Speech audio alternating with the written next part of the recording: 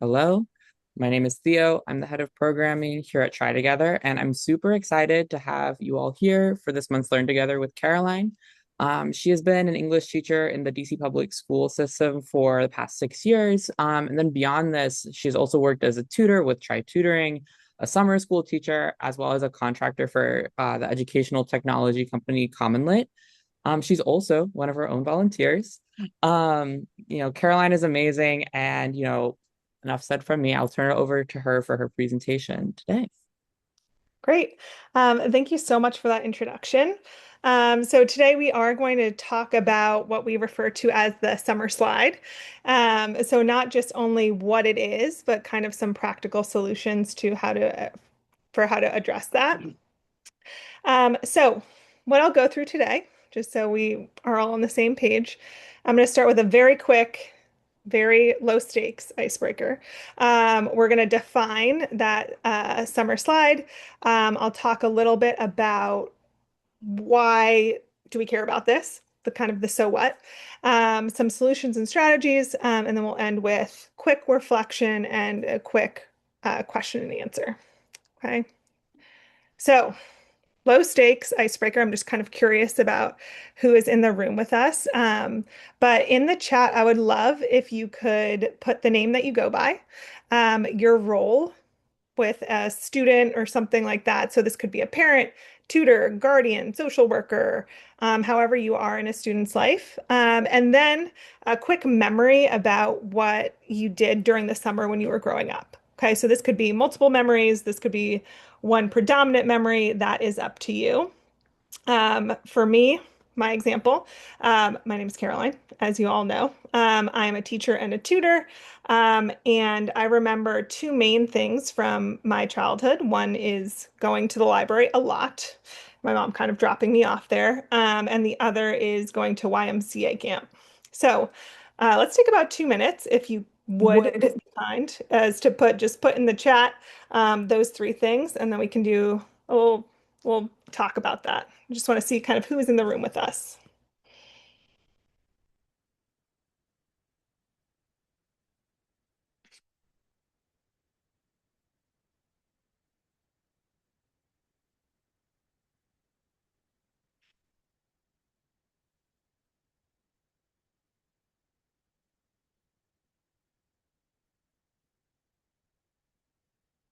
Great. Thanks, Thea.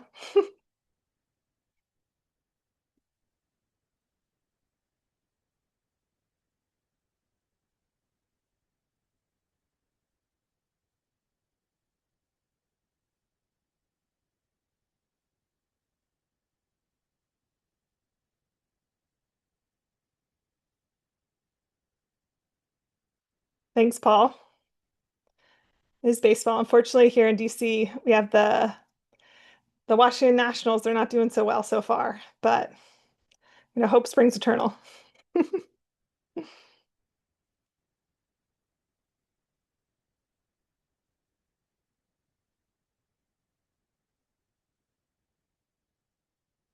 Exactly.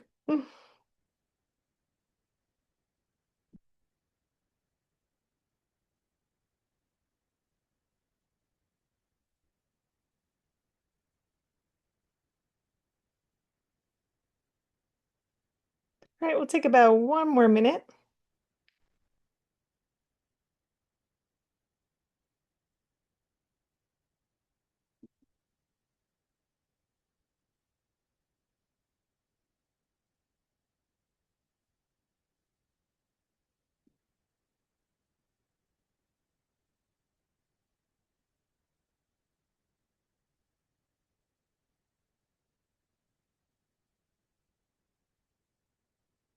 Or if anyone wants to come off mic and share, that's also fine.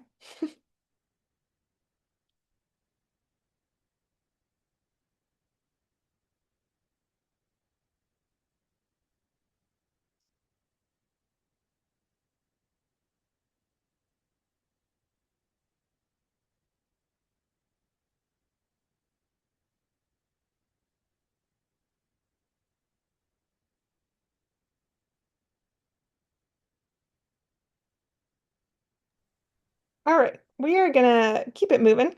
As Theo and I were talking about at the beginning of this call, I know the end of the school year, as it's coming up, is busy, busy. So I want to be respectful of everyone's time. Um, thank you, Carolina. Love the beach as well. Um, and so that those two answers are a great lead in to kind of what we're going to talk about today. Um, because our summer learning loss or the summer slide, right, is when our students lose some learning that they've gotten throughout this school year. So we know that our American school calendar is still structured around kind of an outdated model, an agrarian schedule. You know, kids needed to help with the harvest. We had to be off during the summer. But now, as we know, most communities don't rely on agriculture, or hopefully they don't rely on employing children. But kids still have about 9 to 10 weeks off at a minimum during the school year. And this can cause student achievement scores to kind of lessen or decline by up to over 1 month's worth of school year learning. And so some of us grew up and we had great opportunities to go to camp, to go travel, right, to have all of these great experiences. But for some students, their summer is not as fun as that, right? They become responsible for childcare. They will become responsible for helping out in the house, and so they are kind of disconnected from some of these educational experiences that others like us may have had over our lives. So this is important for a couple different reasons. So there are some uneven impacts for our students. Lower income students are more likely to suffer from increased amounts of summer learning loss. I'm going to show you a graph in a second that kind of illustrates this, but this isn't necessarily consistent across a subject or a grade level. Um, there are larger losses in math than reading overall, and also younger students are more likely to experience drops because of where they are developmentally. So the math can kind of be chalked up usually because math is more of a school-based activity for a lot of children, whereas reading is a little bit easier for parents or guardians to do in the home. But we can see that here within this graph. This is from NWEA, which is an educational technology company. They took some data from some of their testing that they do. So if you've worked in the school system or you have a student currently in the school system, you might have heard about iReady or Map Growth or STAR or things like that. So you can see here just what I was talking about. Um, Much bigger drop in math and also a much bigger drop in our younger grades. Okay, so those are kind of what we're seeing in terms of our declines overall. And so we not only have some of the individual impacts, right? A student leaves for summer break. They have just learned all about algebra. They come back, they don't know anything about algebra anymore. But we also see some impacts on a larger scale. So their summer learning loss can exacerbate existing achievement gaps between lower and middle to upper income students. We can also see that the summer learning loss can cause almost what we call waste in the school year. So teachers spend a lot of time going over skills that were already taught the previous year. And this is something that I see as well in my own practice. We start with very similar skills each year in my English class as per our curriculum. And that's the way it is in a lot of US curriculums. There's some repetitiveness that is inherent there because we need to go back, we need to go over skills again that have been previously taught. So, before we get to some strategies that I can recommend or I've kind of compiled for you all, I'd like to do just a quick brainstorm of if you have a student or you work with a student, if you're a tutor, what do you think are some good ways to engage kids in learning over the summer? If you could think of something, just take a couple minutes. What are some ways in which we think that um, this could work? How could we address this problem?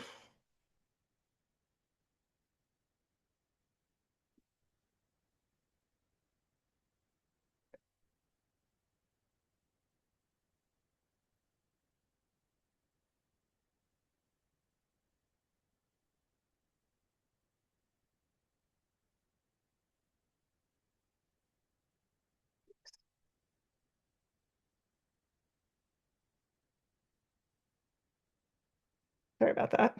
We get this back up and running.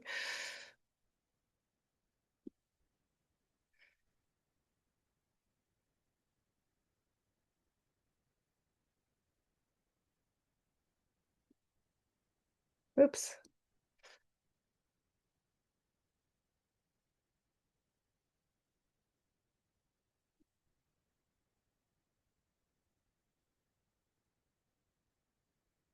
Sorry, all DCPS is a Microsoft Teams family, so we don't use Zoom that often.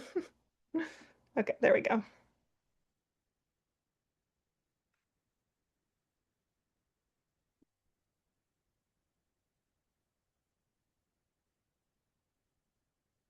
Okay, let's see. Oops. Take a look at a couple of, oops, oh my gosh, a couple of your suggestions in the chat.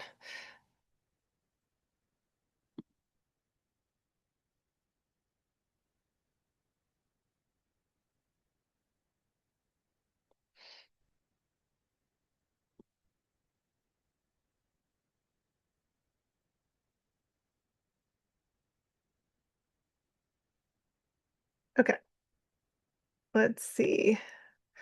We've got fun independent projects, great, including your daily life, grocery store and reading things, understand that kids need a break, topics more personable or relatable make a great difference. Awesome. So that ties nicely in with a couple of the strategies that I have, particularly that part about um, integrating into your everyday life, as well as making sure that students are still kind of getting a break from the school, the what we could say maybe the drudgery of school. So I've got just a few small samplings of some practical solutions. So one thing, if you are a parent or a guardian, I think checking in with your student's teacher at the end of the year is great. So are there specific things that they were struggling with that you may not know about because they still did well in school, but maybe there are some things that you need to work on? Obviously, we have reading with students, asking them questions about what they're reading, taking your students to the library and letting them read what they want. And this is important. This kind of ties in with that point there about we want them to be learning. We still want them to be using their brains, but we want them to be having some fun over the summer. They are kids, they deserve a break. So, letting them guide their own interest is a great way to kind of two birds, one stone. This can also encourage the development of new hobbies and interests. And we know when students are interested in something, they're more likely to stay focused on it, to try to explore it and learn some new things. Okay, so even something like picking up cooking, photography, anything like that is going to teach students that valuable things and encourage them to think critically and use their brains, all of these things that we need to see them do in the school year, during the school year. Okay. And then this next one goes very nicely with what someone else said in the chat. So having kids help with grocery shopping, cooking, okay, calculate cost, our measurements, okay, if we're doubling this recipe, how much flour do we need? Things like that. Um, Getting out of the house if you can. Um, I am very spoiled because I live in DC, and we have a number of amazing free museums. I know this is not the case everywhere, but even going to the park, um, going to a sculpture garden, anything that's going to stimulate thought and imagination and questions, right? Even going to the park, you see a bird. What's that bird? What does it do? That's going to help students also continue to think critically and to stimulate some imagination. And then most local libraries have reading challenges. This can be great for our more competitive students among us. So some libraries will have prizes, or you'll be able to be entered into a raffle if you read X number of books. So that's something great to do. They also usually have a lot of great free programming and classes that students can take for a wide range of interests. And so that's always something that's great to look into as well. And then finally, our last few strategies. I would say in general, and I'm sure we all agree about this, but our goal, right, is to get our students or our kids off screens outside as much as possible. Okay. And obviously it is a privilege to have a safe place to live and play. But as much as we can, encouraging, especially with our younger students, that free play. It helps kids work on social skills, problem solving, risk taking, all of these things that are somewhat lacking in our students today in the school system, and things that will help serve them down the line. Um, and then just other simple things. Along with that reading challenge, if your library doesn't do one, if kids keep a reading log, they can rate the books that they read. Maybe you set up some sort of incentive structure there. And then lastly, encouraging kids to do jigsaw puzzles, crosswords, Sudoku, even the New York Times games, any games that will get their minds working is going to help with that summer learning loss. So I think generally what we want to do is we want to encourage students to think and grow as much as possible. But during the summer, we don't want to make it a task that they dread or something that's going to keep them from pursuing interests in what they want to do. Okay, we don't want to make it a rote exercise that's just going to cause resentment or challenge to the activity. In general, we want students to be able to have freedom to explore, to learn, but to do that in a way that's going to challenge them a little bit. So that's pretty much all I have. Um, in general, for our last, 5 minutes or so before we end today, I'd love if you took a minute or so to think about what we've discussed, and then put in the chat what you'll be focusing on with your student over the summer. Or if you have any questions, I'd be happy to answer those right now as well. I have a quick question while people are typing in the chat. How would you recommend sort of scaling like your approach for like maybe a younger student versus like an older student? Like, is there any sort of like different approaches you might take with an older versus younger student, and like what might that look like? Yeah, great question. I think for younger students, we still really want to be very focused on play. And I think that's important because, well, this is in my opinion anyways, but I don't think students in schools get enough recess. They don't get enough play.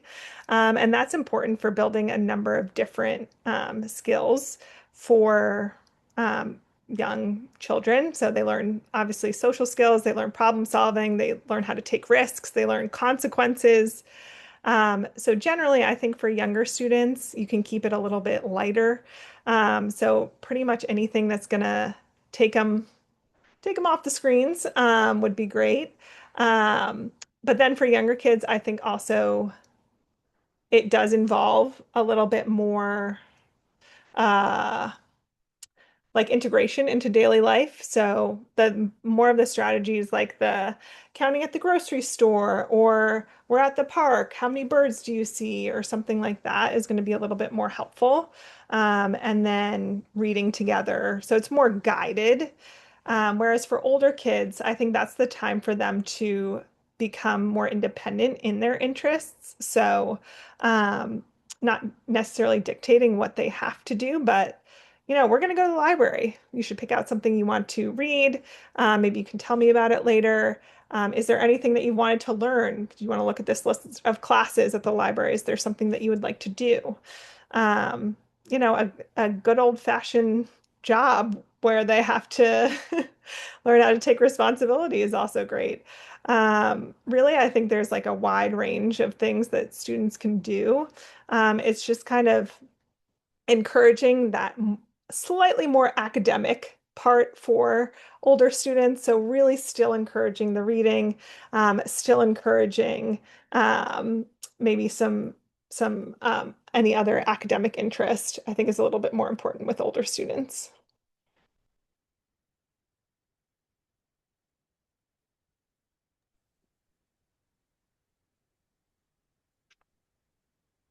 Okay, let's see.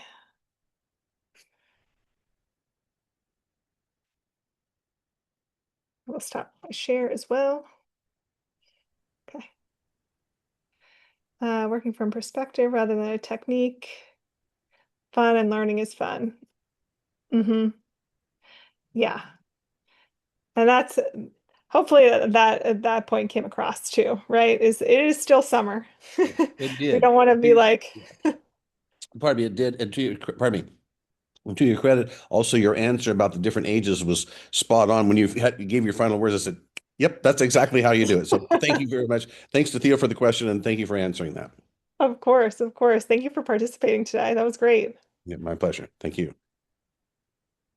Does anyone else have any other questions about any of the stuff that we went over today? I'm happy to answer anything.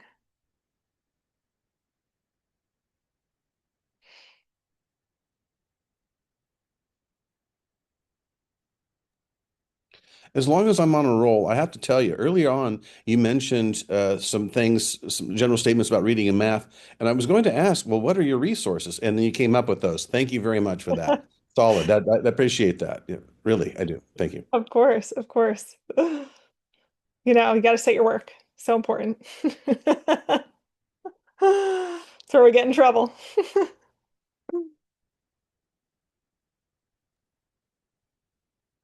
All right. Well, if there's no other questions, we can, end it here for the night. If people end up having questions, is there a good way for people to contact you? Yes, I will put my email in the chat. And I'm happy to answer any emails there. Um, Great. Well, thank you so much, Caroline. We really appreciate you coming in and talking with us about this, especially now as we approach the end of the school year. It's really important. And yeah, thank you so much. And thank you for everyone who attended. We appreciate you guys coming, and we hope to see you next month for our next Learn Together.